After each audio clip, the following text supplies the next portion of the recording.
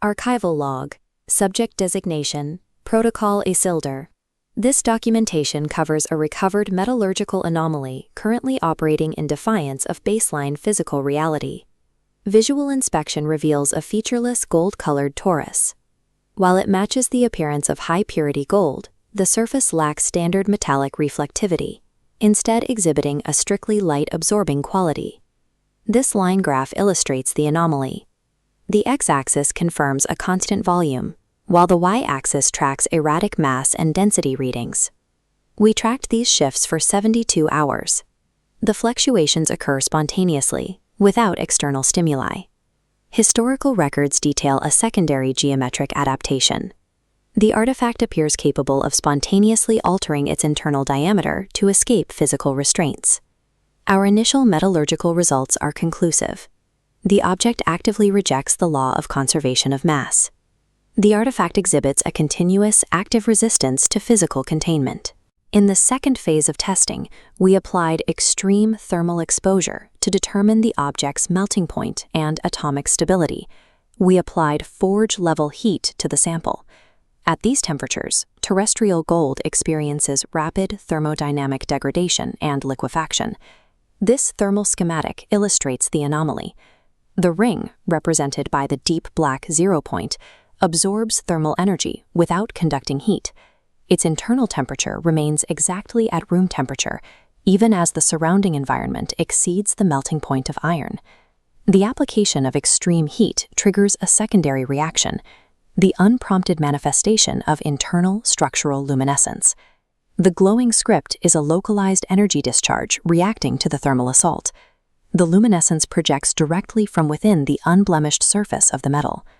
Absolute thermodynamic immunity establishes the object as an artificial construct, engineered for indestructibility. The log now shifts focus from physical invulnerability to a dangerous localized environmental impact on human observers. The artifact generates a measurable distortion field, an invisible radius surrounding the object that actively interferes with mammalian neurology. Upon entering the radius, observers report acute pressure in the frontal lobe, disorientation, and mild auditory hallucinations. The field systematically disrupts objective clinical focus, replacing it with an acute, intrusive hyperfixation on the artifact. This localized cognitive impairment causes the host to perceive a spatial warping effect, where background elements appear to bend or breathe. These psychological symptoms escalate rapidly, moving from passive scientific curiosity to intense possessiveness and paranoia. The threat is biological. The artifact functions as a cognitive hazard that actively dismantles the observer's central nervous system. Historical epidemiological data provides a baseline for the pathogen's decay rate across different neurologies. This timeline tracks Subject A, designated Isildur. He experienced an exponential, near-vertical psychological decay over a brief 24-month period. Subject B, designated Smeagol, shows a radically different curve. His degradation is stretched across a 500-year timeline before reaching the same terminal endpoint. Subject B's prolonged exposure to the cognitive field resulted in severe physiological mutations and cellular warping over those centuries. This discrepancy indicates that the pathogen consumes different host neurologies at vastly different rates based on the host's innate ambition and cognitive resistance. Regardless of the timeline's duration, every infected host eventually reaches the same state of total dissociative identity fragmentation. The object utilizes a tailored infection strategy, dynamically adapting its psychological erosion to exploit the specific vulnerabilities of its host.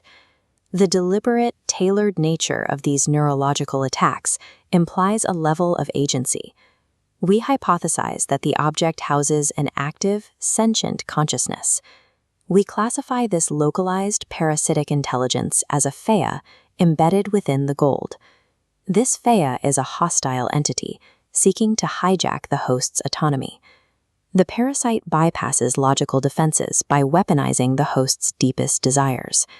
The indestructible physical shell houses a predatory consciousness, converting the observer into prey.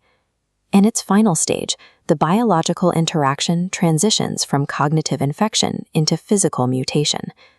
We define the unseen as a parallel dimensional phase space to which the object serves as a permanent anchor. prolonged physical contact systematically shifts the host's cellular structure out of baseline physical reality. We observe the markers of this dimensional phase shift.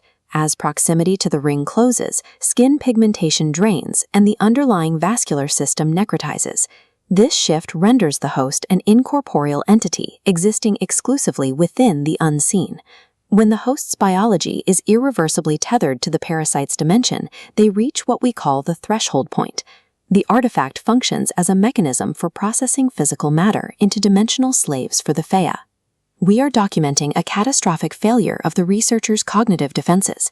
Note the complete loss of clinical vocabulary in the audio feed. Objective reality has collapsed. The object has become the singular focal point of the host's existence. Scientific analysis has ceased, replaced by a looping paranoid mantra. The infected host perceives the object's perfection as the only valid metric of reality, aggressively dismissing their own survival instincts. As the Fea achieves total system override, the host stops responding to environmental hazards and physical deterioration. Terminal assimilation occurs when the host's individual consciousness is entirely deleted and replaced by the object's parasitic will. Laboratory containment has failed. The pathogen has successfully acquired a new host vector.